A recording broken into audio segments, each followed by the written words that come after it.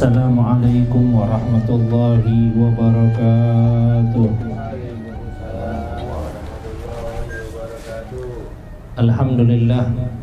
Alhamdulillah rabbil alamin alladzi arsala rasulahu rahmatan lil alamin. Allahumma salli wa sallim wa barik wa karrim wa azim ala sayyidina wa maulana Muhammadin salatan yattasilu biha ruhul musalli alaihi bih wa ala alihi wa sahbihi wa alaina ma'ahum wa fihim birahmatika ya arhamar rahimin. Alhamdulillah, segala puji dan syukur kehadiran Allah Subhanahu wa taala yang telah menganugerahkan kepada kita dijadikan sebagai umatnya Nabi besar Muhammad sallallahu alaihi wasallam. Dan alhamdulillah kita dikumpulkan oleh Allah Subhanahu wa taala untuk membahas, mengaji dan mengkaji, membedah mengenai apa yang ada di dalam buku kisah sang Rasul ini. Dan subhanallah, masuklah kita ke bab yang ke-10, yaitu tentang Muhammad seorang nabi bukan penguasa. Yang mana semenjak daripada bab sebelumnya, yaitu bab yang ke-9, yang mana bab yang ke-9 ini menegaskan tentang tidak belajar dari kitab dan manusia. Sebelum daripada bab itu, yaitu bab diutusnya Nabi Muhammad SAW, bab ke-8 adalah hal-hal penjelasan terkait sirah nabawiyah SAW. Makanya buku ini peruntukannya adalah menyimak dan meneguhkan sosok pembawa risalah. Ketika di awal bab 1 sampai bab ke-8 isinya adalah tentang bagaimana kita menyimak tentang sirah Nabi Muhammad SAW, maka di bab-bab berikutnya adalah penegasan mengenai sosok baginda Nabi Muhammad SAW, yang sebetulnya kita yang perlu hal tersebut, kita yang masih perlu untuk menegaskan siapa sih sosok baginda Rasulullah SAW, siapa sosok pembawa risalah tersebut. Dan kami sampaikan apa yang disampaikan juga di dalam buku yang kami kutip dan kami nukil, yaitu buku Qobasat min Nurin Nubuwah, bahwa banyak sekali penulis-penulis, kelompok-kelompok penulis yang mana mereka menulis tentang Islam, menulis tentang Rasulullah, menulis tentang sahabat, menulis tentang Ahlul Bait. Tapi mereka hanya mencari ketenaran melalui tulisan-tulisan mereka. Akan tetapi apa yang mereka tulis kadang-kadang jauh sekali dari pemahaman Islam. Ataupun apa yang mereka tulis kadang-kadang menyimpangkan dengan bahasa-bahasa yang merayu, seakan-akan mereka menceritakan tentang apa itu Islam, apa itu Nabi Muhammad, apa itu sahabat, apa itu Ahlul Bait, tapi mengajak umat untuk menyimpang dari sesungguhnya apa yang telah digariskan oleh para habaib, para sadah, para ulama, para sahabatnya Rasulullah dan Nabi Muhammad SAW. Sehingga sangat bertentangan dengan nilai-nilai keimanan kepada Allah dan Rasulnya. Maka di sini ada dua tulisan yang dapat kita rangkum, dua tujuan daripada tulisan-tulisan mereka. Yang pertama, tulisan yang secara terang-terangan mengekspresikan kebencian mereka terhadap syariat Islam, yang ingin menggoyahkan kesucian syariat Islam di hati seorang Muslim. Seorang Muslim ini kadang-kadang ditulis mengenai ini dan lain sebagainya. Diajak orang untuk meninggalkan, benar-benar dia mengungkapkan kebencian tersebut, menulis hal-hal yang tak pantas tentang baginda Rasulullah, dan mengungkapkan kebencian terhadap syariat Islam dan lain sebagainya. Nah, ini sering kita temui, apalagi ini sebentar lagi bulan Maulid. Banyak yang kadang-kadang mengekspresikan kebencian terhadap Rasulullah. Banyak kita lihat. Hampir ada beberapa golongan yang dan isu yang munculnya hanya di bulan Maulid. Kalau kita perhatiin, ini ada beberapa isu yang kadang-kadang muncul di bulan Maulid, kayak karikatur atau apa itu, munculnya dekat-dekat bulan Maulid. Tujuan apa? Tujuan biar kita goyah, Biar kita nggak sibuk sama maulid, biar kita lupa sama maulid, biar kita nyibukin diri kita sama isu yang mereka buat, biar hot isunya mereka. Nah, makanya kadang-kadang kita dianjurkan para guru kita untuk kita benar-benar menyuarakan tentang Rasulullah, menyemarakkan maulidnya Rasulullah, mengajak umatnya Rasulullah lebih cinta sama Rasulullah. Ini tugas kita. Kemudian ada yang kedua, yaitu jenis tulisan yang menyejukkan para pembaca, yang menyejukkan para pemula. Biasanya tulisan orang-orang liberal kadang-kadang. Mereka kaji sumber-sumber Islam, menggambarkan Islam benar, bersih.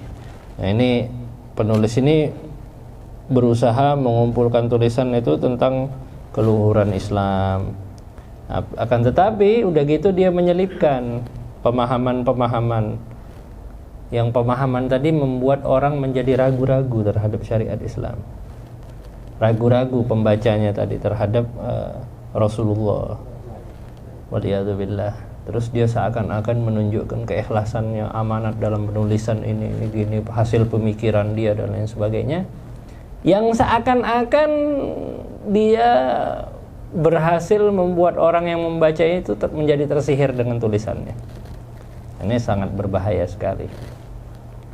Bahkan juga kami kutip apa yang disampaikan dalam buku Qobasat min Nurin Nubuwah, bahwa Syekhul Islam Syekh Mustafa Sabri, beliau pernah mengungkapkan bahwa hal yang paling jelas dari para penulis itu adalah mereka mengingkari mukjizat yang ada. Mereka mengingkari mukjizatnya Rasulullah, menganggapnya sebagai hal mustahil. Kemudian apa? Mereka berusaha menggantikan makam kenabian Rasulullah dengan kecerdasan sebagai pusat perhatian. Jadi Nabi itu orang pintar, Nabi itu gini, dan mereka menuliskan bahwa kecerdasan menggantikan kenabian. Jadi mereka hanya mengukur dengan logika. Dan bahwa mereka meyakini juga bahwa kenabian itu berdasarkan kecerdasan. Jadi apa? Tidak meyakini kenabian sebagaimana kita meyakini kenabian. Kalau kita ya paten kita ya Nabi Muhammad itu nabi, nggak bisa digeser sama profesor, nggak bisa digeser sama dokter, nggak bisa digeser sama orang peraih Nobel, nggak bisa. Dan juga nggak bisa dibandingin sosoknya Rasulullah sama mereka. Maka orang-orang yang seperti ini, penulis-penulis ini, mereka ingin melupakan kenabiannya Rasulullah, waliyadzubillah. Padahal kelihatannya bagus dan mengangkat tentang kecerdasannya Rasulullah. Kalau bukan karena kecerdasan lebih utama, lebih tinggi daripada kenabian, dan lebih selamat dari keraguan menurut mereka. Seandainya mereka menyamakan antara kenabian dan kecerdasan, seraya berpendapat bahwa kecerdasan adalah mukjizat alami bagi kenabian, ini adalah dalil yang jelas bahwa mereka berusaha untuk melupakan kenabian dan menggantikannya dengan kecerdasan. Sedangkan Rasulullah apa? Wa ma yantiqu anil hawa in huwa illa wahyun yuha. Tidak berbicara kecuali wahyu. Bukan masalah cerdas. Bukan masalah cerdas. Rasulullah di atasnya cerdas. Diberi wahyu sama Allah Subhanahu wa taala. Orang itu kadang cerdas karena punya ide dia. Tiba-tiba ada ide. Ide juga diantarkan oleh Allah. Gimana yang nyata-nyata Allah antarkan wahyu kepada dirinya. Ya, dan Syekh Mustafa Sabri juga berkata, semisal kecerdasan yang dibuat untuk mengalihkan pemikiran manusia dari kenabian adalah kepemimpinan, kepahlawanan, dan hal lainnya dari sebutan serta sifat-sifat yang dimaksudkan untuk menghilangkan perkara-perkara gaib. Jadi Nabi ini disebut pahlawan, disebut pemimpin. Makanya kami namakan ini bab ini sebagai Muhammad seorang Nabi, bukan penguasa. Kenapa? Karena Rasulullah itu Nabi. nggak masuk dalam karakter politik, dalam ungkapan apapun yang mereka ungkapkan, Rasulullah di atas itu semuanya. Maka kalau seandainya kita terhanyut dalam tulisan-tulisan mereka tadi, lenyaplah perkara kenabian dan tersisa kecerdasan. Makanya ada orang nulis buku The Hero as Prophet, Muhammad seorang pahlawan dalam wujud Nabi. Judulnya bagus nggak kira-kira? Bagus ya? Tapi kita nggak tahu itu jebakan. Dia pengen mewujudkan Rasulullah itu pahlawan, bukannya Nabi. Mengkaburkan kenabiannya dari kita. Nah ini yang ditanamkan kita. Kenapa sih maulid diadakan itu apa? Buat nambah keyakinan kita bahwa Rasulullah itu asyhadu annaka Muhammadur Rasulullah. Bahwa kita yakin bahwa Rasulullah itu utusannya Allah. Itu keyakinan yang nggak bisa ditawar-tawar, yang masuk dalam ilmu tauhid kita. Kita bersaksi bahwa tiada Tuhan selain Allah dan Nabi Muhammad adalah utusan Allah. Nah, barang siapa yang ingin mensifati Rasulullah SAW dengan kekuasaan, kehebatan, atau kecerdasan dan tidak mendampingkan semua itu dengan kenabian, maka orang tersebut termasuk orang yang salah dan lupa. Kalau dia cuma ngomong kecerdasannya Rasulullah, ngomong tentang kehebatannya Rasulullah, ngomong tentang kepahlawanannya Rasulullah, tapi tidak mendampingkan itu dengan kenabiannya Rasulullah, maka dia orang yang telah lupa dengan kenabiannya Rasulullah. Dan musuh yang merayu, ingin apa? Ingin menyimpangkan pemikiran manusia dari kenabian dan risalahnya Rasulullah, dan ingin memutuskan hubungannya Rasulullah dari Allah. Waliyadzubillah. Makanya di sini kita tegaskan, ketahuilah, berapa banyak pemimpin, berapa banyak orang hebat, berapa banyak profesor, berapa banyak orang-orang top, semuanya penguasa-penguasa yang menguasai berbagai macam belahan daripada dunia. Apakah itu dapat membuat orang itu menjadi nabi ataupun rasul? Enggak.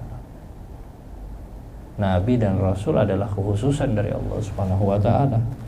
Apalagi sebagai afdalul anbiya wal mursalin, sebagai sebaik-baiknya para nabi dan rasul. Nah, ini kami masukkan sedikit daripada cerita, tapi sebelumnya kita ingin menyampaikan apa yang disampaikan oleh Habibana Ali bin Muhammad Al-Habsyi di dalam maulidnya apa? Wa syahadatul dhabbu wal ghazalah bin nubuwah war risalah. Ini sebenarnya ungkapan presentasi yang sangat luar biasa dari Habib Ali bin Muhammad Al-Habsyi. Orang Hadramut itu memiliki ilmu yang sangat luar biasa.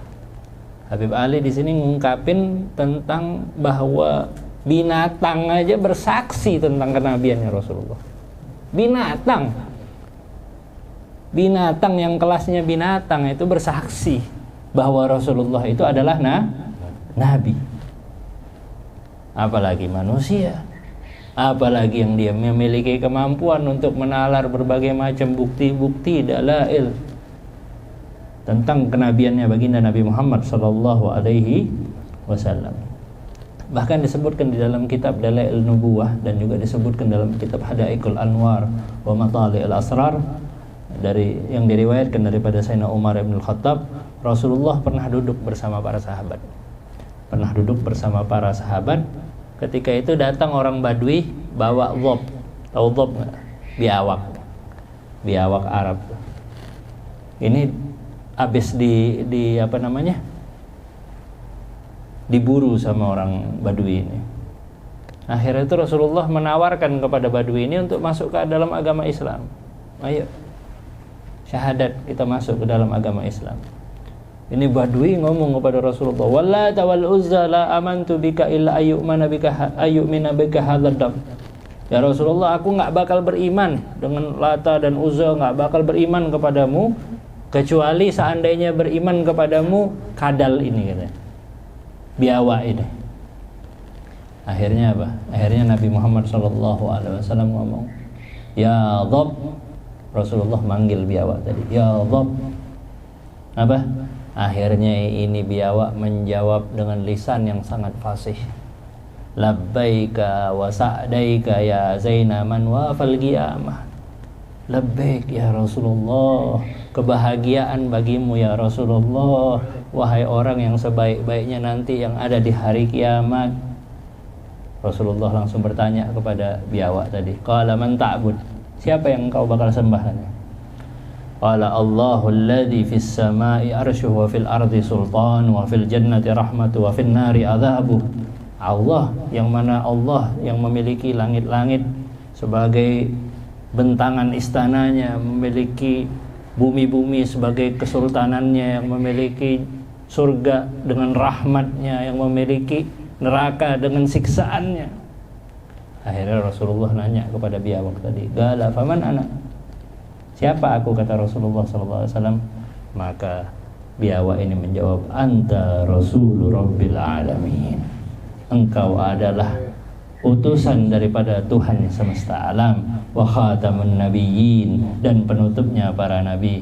Qad aflaha man saddaqak wa khaba man kadzdzabak, telah beruntung siapa yang mempercayaimu wahai Rasulullah, dan sungguh rugi orang yang mendustakanmu wahai Nabi Muhammad sallallahu alaihi wasallam. Akhirnya masuk Islam ini Arabi. Ini orang Badui ini masuk ke dalam agama Islam. Syahadatul dhab wal ghazalah. Ini baru apa? Baru kadal tadi itu. Ada lagi subhanallah kejadian diceritakan juga oleh Al-Imam Al-Baihaqi juga salah satunya.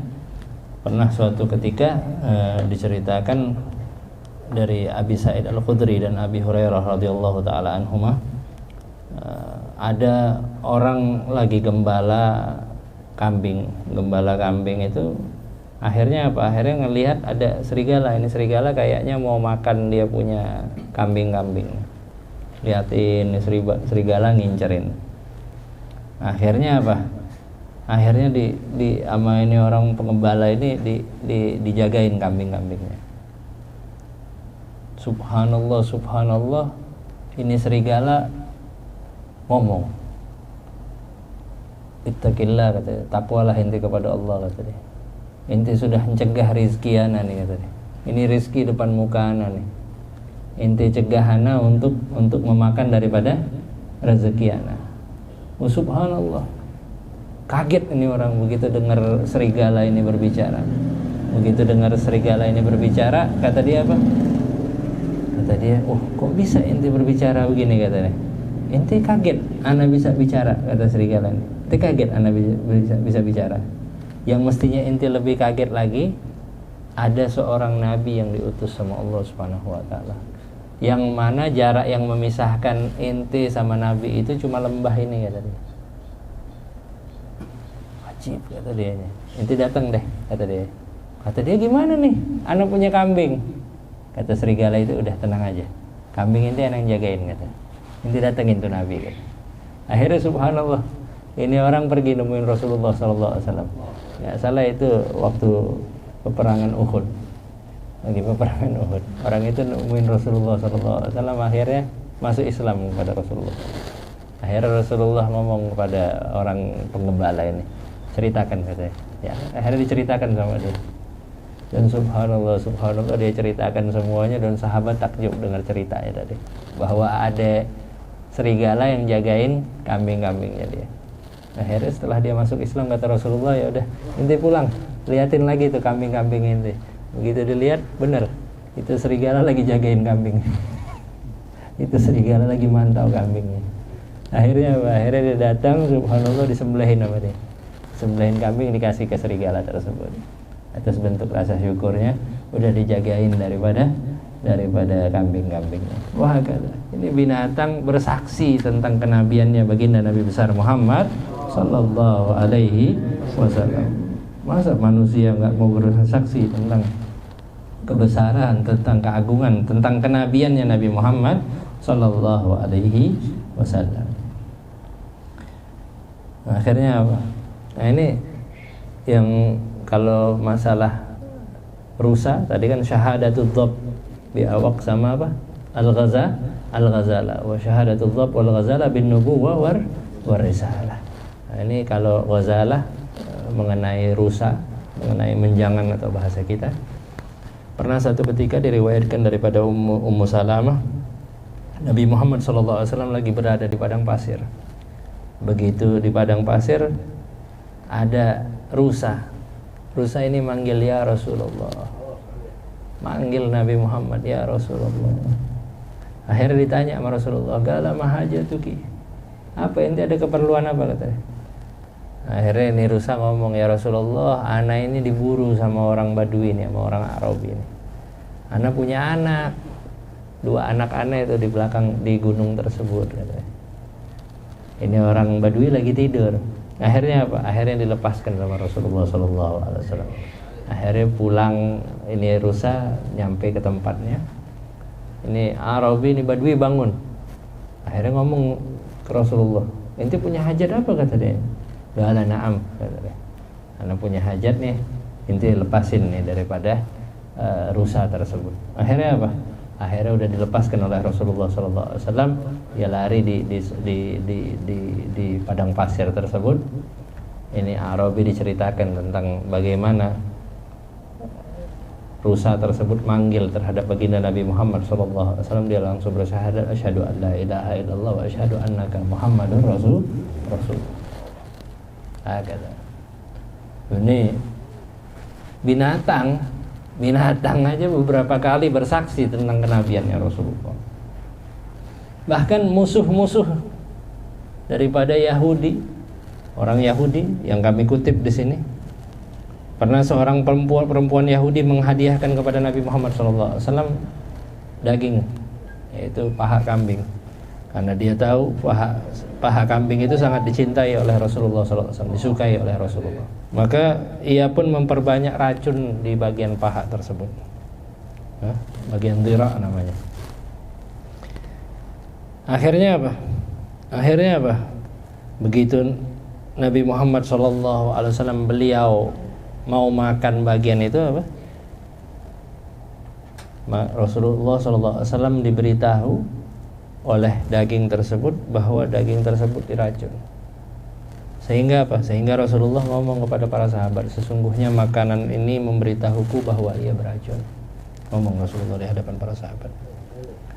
Dan nggak ada yang nelan kecuali Bishr ibn Barra. Akhirnya Nabi Muhammad SAW manggil siapa yang masak nih. Ternyata yang masak adalah perempuan Yahudi. Ini perempuan Yahudi begitu dipanggil oleh Rasulullah SAW, "Kenapa engkau berbuat seperti ini?" Kata dia, "Ya Rasulullah, aku ini sudah mengumumkan kepada kaumku, seandainya ini Muhammad adalah seorang raja, maka aku telah mematikannya dengan racun tersebut. Tapi seandainya ia adalah benar seorang nabi, maka ini racun tidak akan berimbas kepada dirinya." Dan subhanallah, Rasulullah selamat daripada racun tersebut. Dan di antara para sahabat yang meninggal Bishr ibn Barra karena telah menelan daripada itu sebelum membaca daripada Bismillah yang diajarkan oleh Rasulullah. Akhirnya Rasulullah mengajarkan Bismillah untuk memakan makanan, memulai dengan Bismillah. Dan bahkan ada bacaan juga yang diajarkan oleh Rasulullah, Bismillahilladzi la yadurru ma'asmihi syai'un fil ardi wala fis sama'i wa huwas samiul alim. Nah, ini di antara bacaan-bacaan yang luar biasa yang dapat membuat seseorang tersebut menjadi aman, tidak terkena daripada dampak racun dan lain sebagainya. Wah, kata ini bukti tentang kenabiannya Nabi Muhammad SAW yang mana sangat luar biasa. Kenabiannya Rasulullah SAW sangat luar biasa, diakui oleh berbagai macam golongan. Bahkan diantaranya Herkil itu salah satu kaisar yang mana dia kalau seandainya di hadapan beliau ada Rasulullah, maka dia akan mencucikan kedua kakinya Rasulullah SAW. Saking apa? Saking dia dengar, dia panggil Abu Sufyan. Waktu itu Abu Sufyan belum masuk ke dalam agama Islam. Dipanggil, ditanya-tanya tentang Rasulullah, tanya tentang sifatnya, tanya tentang pengikutnya. Siapa pengikutnya? Du'afaul qaum, orang-orang susah, katanya. Akana fi abaihim muluk, kata Malik, ada nggak orang tuanya daripada ayah-ayahnya Rasulullah ini seorang raja? Enggak. Apa dia omongannya itu kalian katakan bohong? Iya, katanya. Kenapa? Karena dia ngajak kepada Tuhan, kata dia, ngajak kepada Allah, suruh ninggalin daripada ibadatul asnam, menyembah daripada berhala. Herkel ini secara logika dia ngomong, kalau seandainya di antara ayah-ayahnya dia itu penguasa, di antara ayah-ayahnya itu adalah raja-raja, dia nuntut balik kekuasaan ayah-ayahnya. Tapi dia bukan seorang raja, dia adalah seorang nabi yang diutus oleh Allah Subhanahu wa taala.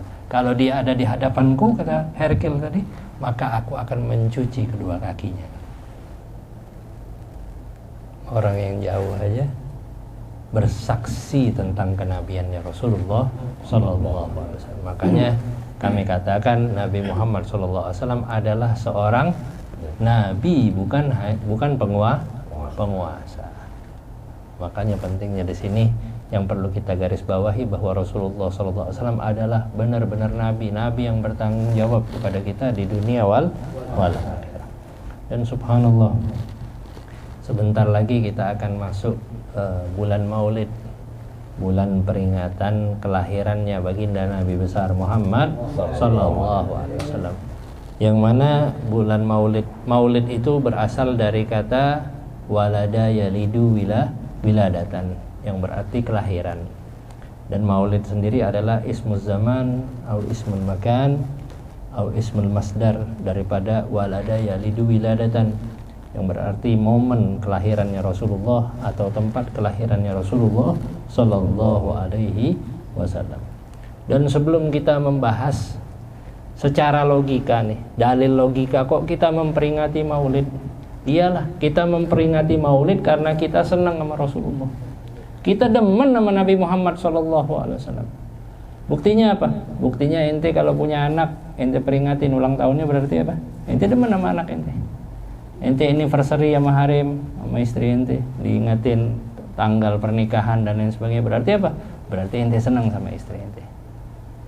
Ente ingetin nih hari kemerdekaan bangsa dan negara, berarti apa? Berarti ente cinta sama negara ente. Masa sama Rasulullah sallallahu alaihi wasallam ente gak cinta? Ente gak inget hari lahirnya, bulan kelahirannya ente gak peringatin? Ente bilang ente ngikutin sunnahnya Rasulullah. Ente bilang ente baca kitab yang diturunkan kepada Rasulullah, Al-Quran. Tapi apa? Tapi ente gak punya rasa cinta kepada Rasulullah sallallahu alaihi wasallam. Makanya Maulid ini gak butuh dalil sebenarnya, gak butuh dalil, tapi butuh hati yang bersih untuk memperingati Maulidnya Nabi besar Muhammad sallallahu alaihi wasallam. Bahkan di antara dalil-dalil yang nas, sebagaimana yang dituangkan oleh Al-Imam Ibn Hajar Al-Asqalani, beliau menyifatkan tentang Maulidnya Nabi Muhammad sallallahu alaihi wasallam dalam kitab Sahih Bukhari dan Muslim. An-Nabiy sallallahu alaihi wasallam gadibal Madinah. Rasulullah datang ke kota Madinah, wajadal Yahud yasumuna yauma Asyura. Rasulullah menemukan kaum Yahudi lagi apa? Lagi berpuasa di hari Asyura. Maka Rasulullah bertanya kepada mereka, "Kenapa kalian berpuasa di hari Asyura ini?" Maka beliau, orang-orang Yahudi itu mengatakan apa? Huwa yaumun aghraqallahu Fir'aun. Di hari ini adalah Allah Subhanahu wa taala menenggelamkan Fir'aun, wa najja Musa, dan membebaskan daripada Musa. Maka apa kata baginda Nabi Muhammad sallallahu alaihi wasallam? Ala Rasulullah sallallahu alaihi wasallam, nahnu aula bi Musa minkum. Kita ini lebih afdal, lebih utama daripada Musa. Maka apa? Maka dari sini para alim ulama menyimpulkan untuk mengadakan peringatan Maulidnya Rasulullah sallallahu alaihi wasallam. Dan Maulidnya Nabi Muhammad sallallahu alaihi wasallam itu diadakan dengan apa? Dengan kegiatan-kegiatan yang baik. Kegiatan-kegiatan yang baik. Bukannya ibaratnya ikhtifal, perayaan dengan Maulidnya Rasulullah SAW dengan hal-hal yang tidak baik, enggak. Dengan hal-hal yang baik. Dengan hal yang baik. Buktinya apa? Buktinya dibacakan daripada kitab Maulid. Apa sih isinya buku Maulid? Isinya buku Maulid tuh. Komponen isi buku Maulid itu apa? Kalau kita lihat buku Maulid, kita buka aja tuh Maulid, diantaranya Maulid Syamtud Durar misalnya. Maulid Syamtud Durar kita buka. Pertama kali apa yang dibaca? Ya Rabbi salli ala Muhammad, ya Rabbi salli alaihi wasallim. Isinya apa? Sholawat. Buka lagi. Berikutnya apa? Baca apa? Biasanya baca daripada ayat inna fatahna laka fatham mubina liyaghfira lakallahu ma taqaddama min dhanbika wa ma ta'akhkhar wa yutimma ni'matahu 'alaika wa yahdiyaka siratan mustaqima. Apa itu? Al-Qur'an. Kemudian apa lagi? Kemudian di antara komponen-komponen isi maulidnya Rasulullah sallallahu alaihi wasallam, kemudian apa? Puji-pujian.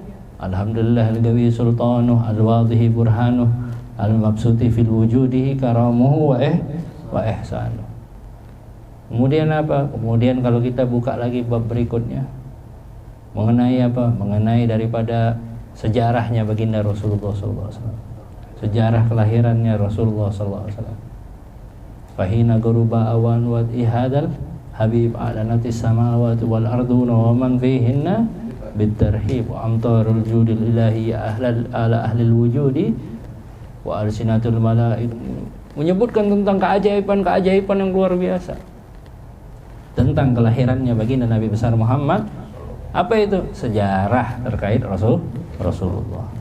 Kemudian apa? Mahalul qiyam ya Nabi salam alaika ya Rasul salam alaika. Itu apa? Itu salawat dan taslim kepada Rasulullah. Kemudian apa lagi? Kemudian biasa dibuka lagi setelah daripada qiyam, cerita-cerita tentang Rasulullah, akhlak-akhlaknya Rasulullah, kemuliaan-kemuliaannya Rasulullah. Idza da'ahul miskinu ajabahu ijabatan wa huwal abu syafiqur rahimu bil yatimi wal armalah. Tentang bagaimana akhlaknya Rasulullah, kemuliaannya Rasulullah. Kemudian terakhir ditutup apa? Tutup doa. Nah, inilah isinya daripada buku Maulid. Ada yang bid'ah? Enggak ada. Isinya apa semuanya? Isinya doa-doa, sholawat, ayat Quran, sejarahnya Rasulullah, dan tidak ada yang bid'ah. Yang bid'ahnya apa? Yang bid'ahnya namanya buku nama itu doang yang bid'ah. Namanya doang. Karena dinamain buku Maulid jadi dalemannya nggak ada yang bid'ah. Daleman buku Maulid kagak ada yang bid'ah. Tapi apa yang bid'ah? Namanya aja yang bid'ah. Tapi kalau kata Syekh Abu Syamah ini gurunya Imam Nawawi, termasuk hal yang paling bagus dibuat bid'ah, perayaan mengenai maulidnya Rasulullah. Gurunya Imam Nawawi. Itu yang ngaku-ngaku baca buku Imam Nawawi, hati-hati. Yang ngomong kitab sunnah dan lain sebagainya. Ini gurunya Imam Nawawi ngomong paling bagusnya bid'ah diantaranya yang dilakukan adalah perayaan maulidnya Rasulullah sallallahu alaihi wasallam. Di dalam kitab I'anatul Talibin disebutkan sejarah awal maulid Nabi Muhammad sallallahu alaihi wasallam, bahwa yang pertama kali mengadakan adalah Al-Malik Al-Muzaffar, namanya Abu Sa'id, sahib Irbil. Beliau tinggal di daerah Irbil, daerah Irak. Nah, ini beliau mengadakan daripada maulid, dan subhanallah akhirnya salah satu ulama namanya Ibnu Dihya Al-Kalbi menuliskan buku maulid kepada beliau. Dan buku maulid itu sejatinya bukan untuk beliau secara pribadi, tetapi kepada umat muslimin dan muslimat. Namanya adalah At-Tanwir fi Maulid Al-Bashir An-Nazir. Itu nama maulidnya. Akhirnya apa? Akhirnya subhanallah Al-Malik Al-Muzaffar ini ngasih 1.000 dinar. Ngasih 1.000 dinar untuk perayaan maulidnya Nabi Muhammad sallallahu alaihi wasallam. Bikin maulid yang gede, dirayakan maulid di situ, dihormatin para alim ulama, disembelihkan kambing di situ, dibagikan halwah di situ. Wah, masya Allah, perayaan yang sangat luar biasa. Yang mana ini para alim ulama juga hadir di situ, ikut meramaikan daripada acara maulidnya Rasulullah sallallahu alaihi wasallam. Wah, kata para alim ulama aja senang mengadakan maulid. Bahkan kata Abu Bakar As-Siddiq dalam kitab I'anatul Talibin juga dinukil kalimat ini, barang siapa yang menginfakkan hartanya buat pembacaan maulidnya Rasulullah, kana rafiqi fil jannah, maka dia termasuk salah satu orang yang mendampingiku di surganya Allah. Sayyidina Abu Bakar nih yang ngomong. Sayyidina Abu Bakar siapa? Orang yang dijamin surga sama Rasulullah. Idh yaqulu li sahibihi la tahzan innallaha ma'ana. Dalam Al-Qur'an Rasulullah ngomong kepada sahabatnya. Siapa sahabatnya di situ? Yaitu Sayyidina Abu Bakar As-Siddiq. La tahzan innallaha ma'ana. Nah, ini Sayyidina Abu Bakar ngomong, siapa yang menginfakkan hartanya untuk membacakan maulid Nabi Muhammad SAW, maka dia adalah temanku nanti di surga. Nanti kalau mau jadi temannya Sayyidina Abu Bakar As-Siddiq, adakan maulidnya Rasulullah. Peringatin baginda Nabi Muhammad sallallahu alaihi wasallam. Wahakadha. Dan apa sih inti daripada perayaan maulid? Intinya dari perayaan maulid ini apa? Inti daripada perayaan maulid adalah menanamkan rasa cinta kepada Rasulullah. Ini inti daripada maulid. Bukannya kita mau apa enggak. Inti daripada maulid adalah penanaman cinta kita kepada Rasulullah. Karena apa? Karena Rasulullah SAW bersabda, "Wa man ahabbani kana ma'i fil jannah." Siapa yang cinta kepadaku, kata Rasulullah, dia yang akan bersamaku kelak di surganya Allah Subhanahu wa ta'ala. Makanya kita dalam perayaan maulid diberikan arahan sama para alim ulama, bersolawat, cerita tentang Rasulullah. Hatta kita nggak paham kadang-kadang, hatta kita nggak ngerti itu apa tuh arti maulid, arti tulisan Arab dalam maulid, tapi senang aja bawaannya, cinta aja sama Rasulullah. Biar apa? Biar tumbuh rasa cinta kepada Rasulullah, biar kita bersama Rasulullah sallallahu alaihi wasallam di surganya Allah. Man ahabbani kana ma'i fil jannah. Ini ada hadis-hadisnya semuanya. Dan mudah-mudahan kita semuanya dikumpulkan bersama Nabi Muhammad sallallahu alaihi wasallam. Dan juga disebutkan dalam beberapa ungkapan, para alim ulama menyatakan bahwa orang yang mengadakan maulidnya baginda Nabi besar Muhammad sallallahu alaihi wasallam, seandainya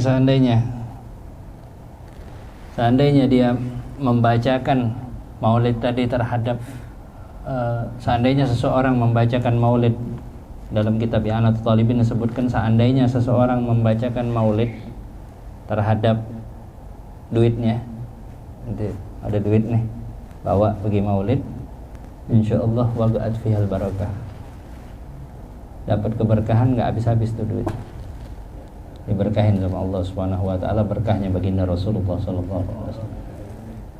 Kalau inti fager banyak-banyak datang maulid, lagi susah banyak-banyak datang maulid, biar diberikan kemudahan sama Allah Subhanahu wa taala. Wahakata. Ini karena lahu amanun fi dzalikal am. Bahkan disebutkan, Ibnu Jauzi mengatakan, barang siapa yang baca maulid 1 tahun full dia aman. Wa busyra binailil bughyah wal mara'. Kabar gembira buat dia, mendapatkan apapun yang dia tuju, apapun yang dia maksud, apapun yang dia niatkan, insyaallah diberikan sama Allah Subhanahu wa taala.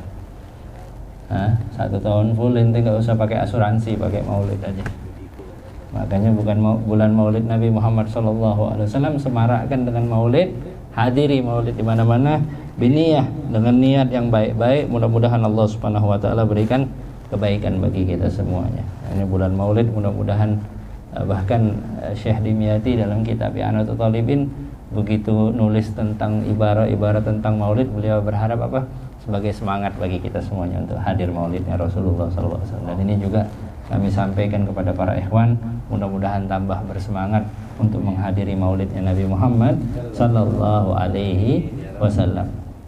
Dan di antara faedah orang yang bergembira dengan kelahirannya Rasulullah sallallahu alaihi wasallam adalah Allah selamatkan dia di akhirat kelak.